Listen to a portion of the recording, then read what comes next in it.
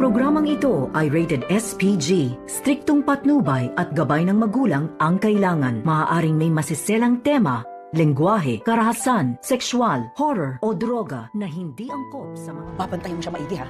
Kapag sinubukan niyang tumakas, parin mo. Mami, hindi ko kaya gawin yun. Of course you can. You are strong, Zoe. You are a fighter. Narito na nga ang ating pakabangan ngayong Lunes sa abot kamay na pangarap. Naisahan nga nila itong si RJ dahil nakuha na nga ni Balahadja itong pera na inilagay nga dito ni RJ sa basurahan. At dali-dali naman na pinuntahan ito ni Balahadja at bago nga nakuha ay nasa lubong pa ni Balahadja itong si Annalyn Santos, subalit hindi na mumukhaan ni Annalyn dahil nakasombrero nga itong si Balahadja at naka-face mask. At hindi naman sigurado itong sila Nurse Karen at Nurse Ivan kung si Moira nga ba ang kanilang nakita dahil nag-disguise nga ito at nagsuot ng duster. At dito naman na nagtatago itong si Moira at hindi nga nila nahabol nila Nurse Ivan.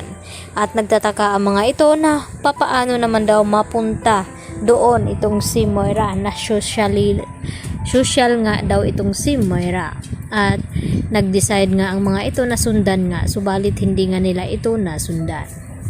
Samantala dito naman kina Lynette ay talagang malakas ang kutob dito ni Dr. Enriquez. Ito si Nurse Minor na talagang may nangyayaring hindi maganda dito nga kay Lynette. Kaya agad naman nakakuha ng pagkakataon itong si Dr. Enriquez nang malaman niya dito na tungkol dito sa pinsan ni Lynette dahil alam ni Dr. Enriquez na matagal na ngang wala itong ama dito ni Lynette. Kaya nagduda na nga sila sa taong kasama dito ni Lynette kaya hinampas nila ito ng bag. Kaya naman ay nakatakbo silang tatlo, si Lynette at Nurse Pinor at ito nga si Dr. Enriquez. At dito naman na hinabol ang mga ito nila Dax at ng kanyang kasamahan.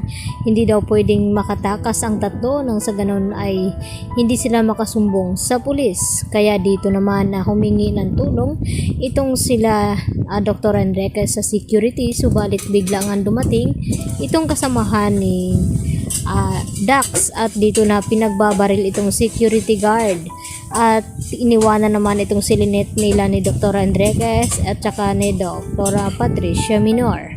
At dito rin na naghabulan ang mga ito at kumuha nga ng telepono itong si Dr. Enriquez at tinawagan agad si Carlos at pinadala ang lugar kung saan hinahabol nila itong si Lynette. Kinakailangan na mapuntahan daw nila agad ito bago mahuli ang lahat.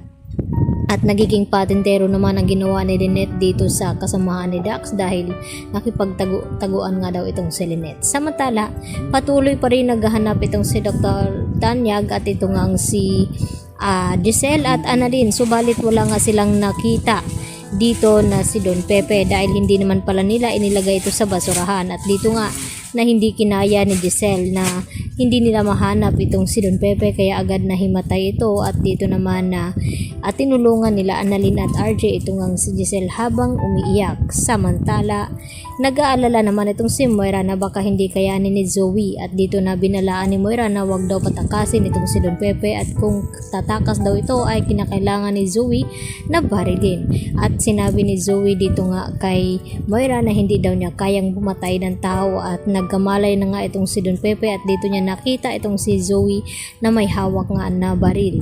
Tutuluyan na nga ba ang tapusin ni Zoe itong kanyang lolo? Kaya nga ba ng kanyang konsensya o baka naman maawa ito at mapapakawala ni Zoe itong kanyang lolo na minahal na rin niya ito? At yan po ang ating pakaabangan ngayong Lunes mga kapuso. Dito lamang yan sa abot kamay na pangarap. Yan lang po at marami pong salamat sa inyong panonood. Hanggang sa muli, maraming salamat. Bye-bye!